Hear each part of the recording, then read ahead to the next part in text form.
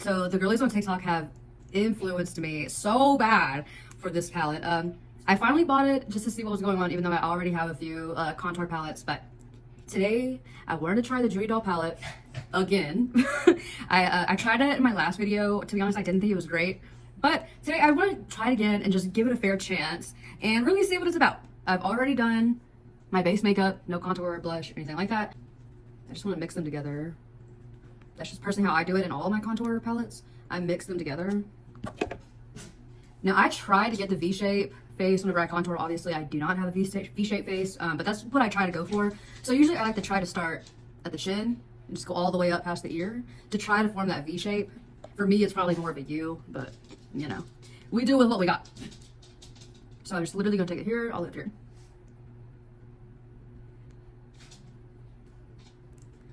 Okay, so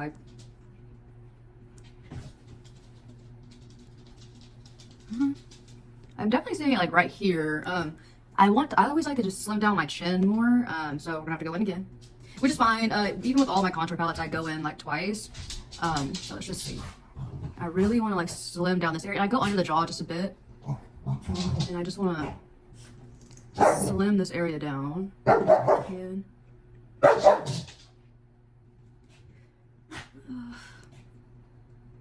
But it is even, it's not swatchy. I would definitely give it that. It's just not super pigmented.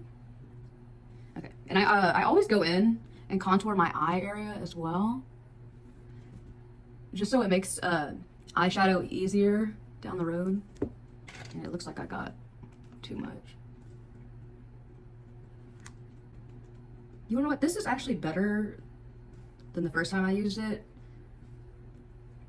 Because if we're looking at this side, this is the only side I've done. This is the other side, obviously. This is like giving moon. And this is more, a bit more sculpted.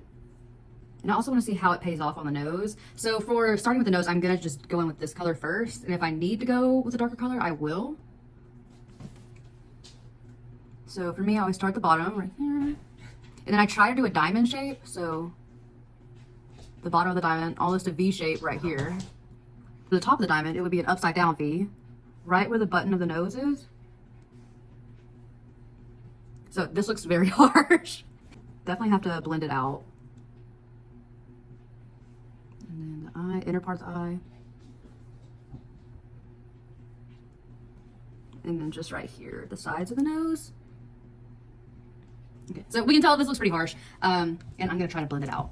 I wanna see if I could just do like a big brush, just to see how that'll do. Just if I could tap it out, that'd be great.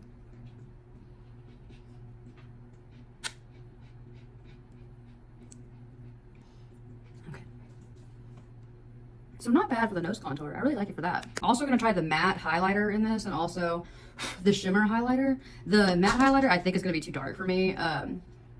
It looks very peachy and that's not really gonna be a great highlight shade for me, obviously, since I am ghostly. So first impressions weren't my first impressions of JudyDoll palette, the JudyDoll concealer palette. By the way, this is the #1. This is #1. So I know that they have 1 and 2. This is #1. You know, I think my first impressions of it weren't great, but now that I'm really giving it the time, I think, to be honest, I think it's a pretty good palette. But like I said, I haven't made my way to the highlighter, the matte highlighter and the shimmer just yet. And like I said, I think this matte color is just going to be a bit too dark because it's so peachy. I'm going to go in with the matte highlighter. And I'm going to go in the areas where I just usually highlight, which is under the eye. Can we see that at all? Okay, we'll try again. I mean, I have a good amount of product on here. So there's a good amount of product on there. And it's definitely not highlighting. Yeah, it's definitely not highlighting whatsoever. So this color in this shade, I would not be using this. Personally, I would not be using this shade because it does not highlight for me. It's just too dark for me, unfortunately. Okay, so here is the shimmer highlighter. Let's just see what we can get. Oh. So the shimmer is pretty creamy. It's not a cream, but it feels creamy. So that's nice. I like that.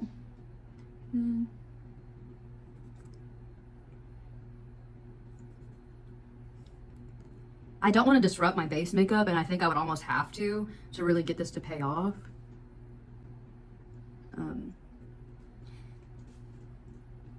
So this is the third time I'm going in right now. Okay.